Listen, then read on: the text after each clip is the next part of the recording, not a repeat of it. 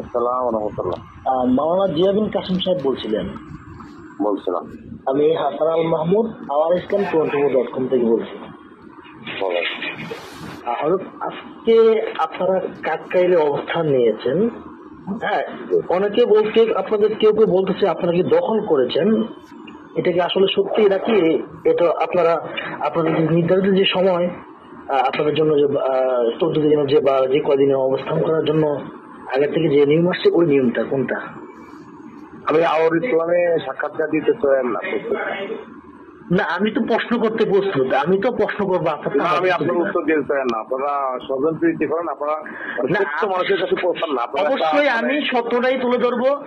আপনি নিউজটা করার পরে আপনি দেখবেন। আমি হুমায়ুন আয়াতকে চিনি, সে নিজামুদ্দিন মার্কাজে গেছে, দেখছে, শুনছে।